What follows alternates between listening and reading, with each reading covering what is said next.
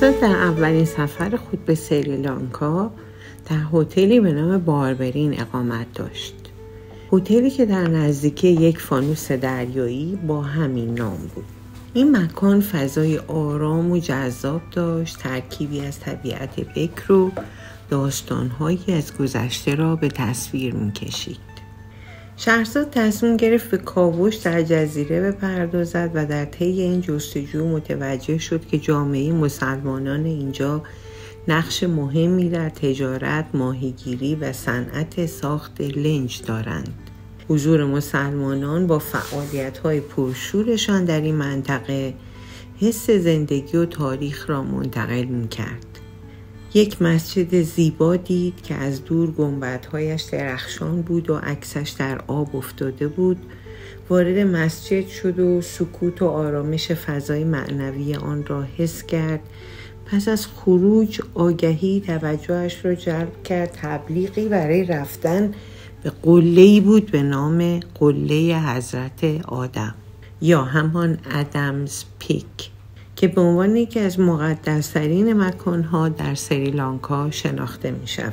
شهرزاد بلافاصله احساس کرد که این قله باید داستان زیادی برای گفتن داشته باشه و تصمیم گرفت راهی برای رفتن به اونجا پیدا کنه.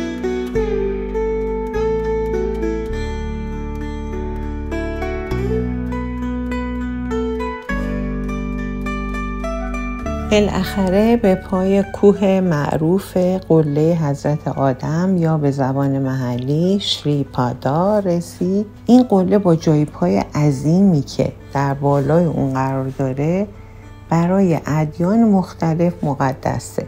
برخی میگن این جای پای حضرت آدمه، برخی دیگه میگن این جای پای بودا یا شیواست. در دامنه کوه شهرزاد به پیرمردی برخورده بود که چهرهش پر از خطوط زمان و دستاش از تجربه سالها کوهنوردی حکایت میکرد. او که به نظر میرسید داستانهای محلی را خوب بلد باشد، در حال استراحت زیر سایه درختی نشسته بود. شهرزاد با کنجکاوی پرسید: پدر، ممکنه به من بگید چرا این قله به نام حضرت آدم معروفه؟ چه رازی در بالای اون نهفته؟ پیرمرد لبخندی زد، نگاهی عمیق به شهرزاد انداخت و با لحنی آرام گفت: این قله تنها کوه نیست دخترم.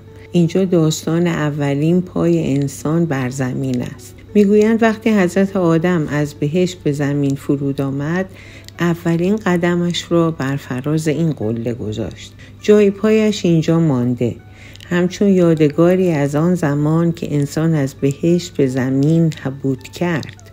اما عجیبتر آن است که هر کس به بالای قله برسد، بسته به دل و نیتش حقیقتی تازه از خودش پیدا می کند. شهرزاد از شنیدن این حرفها حیرت زده شد. انتظار داشت پیرمرد تنها داستانی افسانه‌ای از جای پا تعریف کند، اما به نظر می رسید این قله چیزی فراتر از یک مقصد جغرافیایی است. این قله سفری به درون انسان هاست.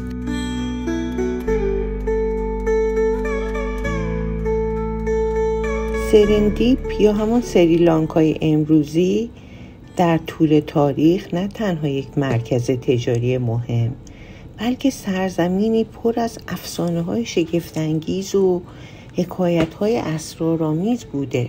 این جزیره در روایات اسلامی، بودایی، هندو و حتی در فرهنگ غربی به عنوان سرزمین حکمت، شانس و کشف‌های شگفت‌انگیز شناخته شده. اول از همه سرندیپ در روایات اسلامی به نام کوه آدم شناخته شده. در متون اسلامی سرندیپ جایی است که حضرت آدم پس از رانده شدن از بهشت برای اولین بار پای بر زمین گذاشت. گفته می شود در این جزیره کوهی بلند به نام کوه حضرت آدم وجود دارد که پای او بر فراز آن قرار گرفته و رد پایی بزرگ در آنجا دیده می شود. مسلمانان میگویند این رد پا متعلق به حضرت آدم علیه السلام است. بوداییان این رد پا را اثری از بودا میدانند که از آسمان به زمین آمده. هندوها باور دارند که این رد پای شیوا یکی از خدایان بزرگ آنهاست.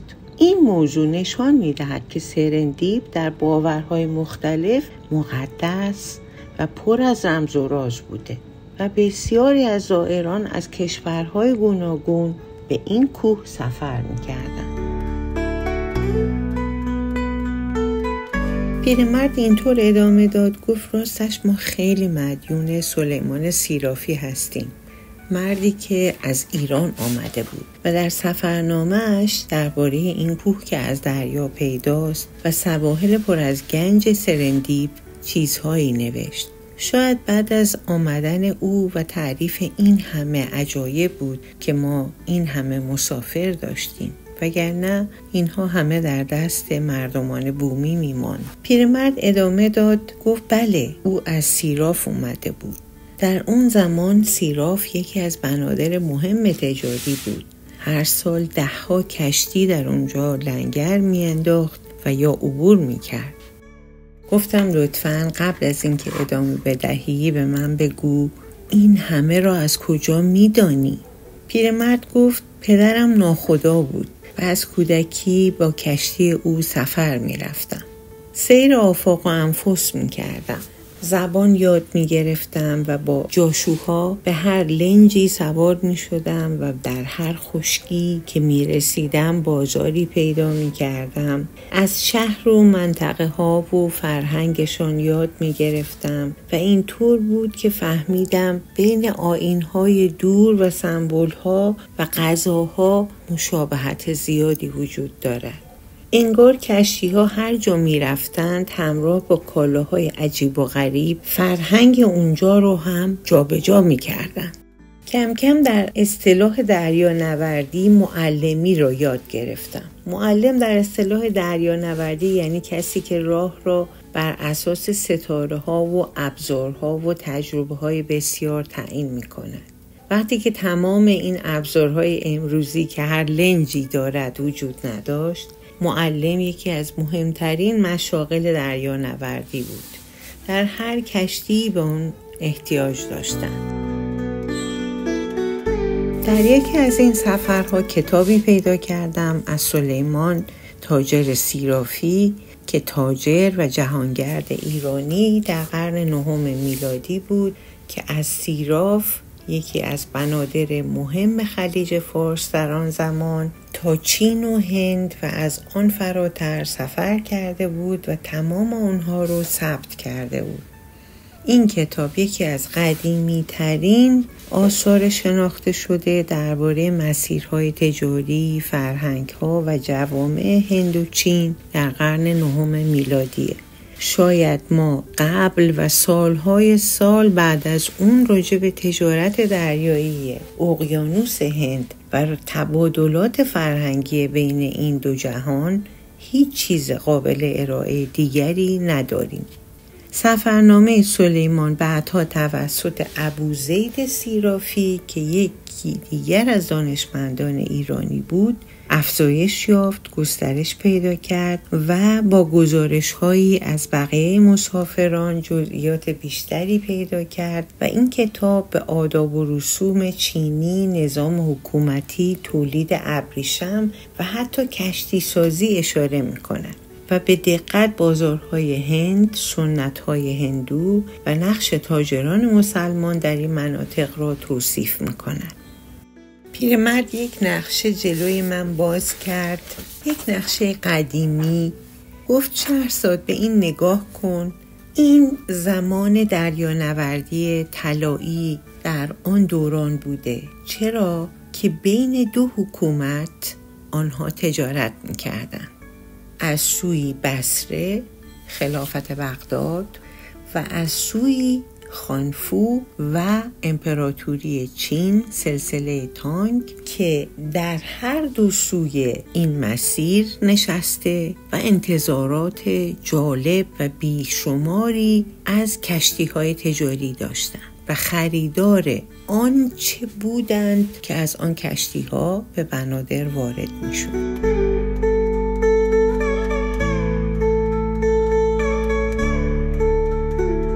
در اینجا قصه‌ای وجود دارد که شیرین است و جا دارد برایت بگویم. میگویند سلیمان مهمان یک راج هندی بوده، ولی از فرط موش‌هایی که روی سفره رفت و آمد می‌کردند اونها نمیتونستن غذا بخورن. در نتیجه سلیمان سیرافی یکی از جاشوها رو صدا میکنه و میگه برو گربه های من رو از توی کشتی بیار. اونها رو میارن توی اتاق و موشها فرار میکنن و اینها راحت غذا میخورن. میگن سلیمان در یک سفرش از سیراف به خونه پیرزن نابینایی میره و چند گربه داشته. 2 از اونها رو از پیرزن میگیره و در ازاش کمی به اون آذوقه میده و میگه در سفری که برگشتم گربه ها رو بهت پس میدم و دستمزدی هم بهت میدم. این با مزه بودن سفر گربه ها با کشتی های تجاری سلیمان، گربه های ایرانی برای اولین بار به سرزمین های دیگه برده میشن و از فرط زیبایی و هوش و نمکی که داشتن در اونجاها نگهداری می شدن. در حقیقت باید بگم من بیشتر از اونچه که میدونی تحقیق کردم و دیدم هیچ گربه خانگی در این سرزمین ها به این شکل وجود نداشت. گربه ها بودن ولی گربه های بزرگتر و وحشی.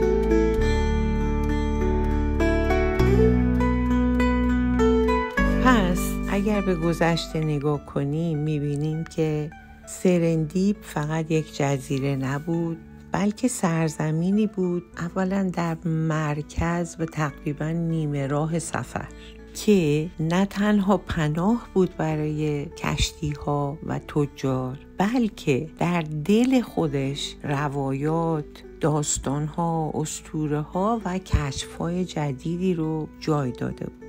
برای زائرها سرندیب مکانی مقدس و پر از نشانه‌های الهی بود. برای ماجراجویان سرندیب سرزمین کشف‌های شگفت‌انگیز بود و برای داستان سرایان سرندیب یک الهام بی‌پایان بود. حتی ما تأثیر سرندیب و الهام بخشی اون رو در فرهنگ غرب هم می‌بینیم.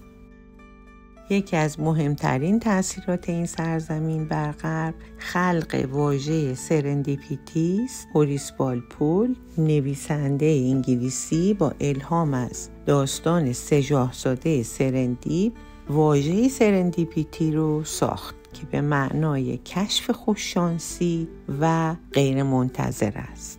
این مفهوم در دنیای مدرن هم باقی مونده و هنوز به عنوان یه افسانه در داستان نویسی این کلمه به کار میره.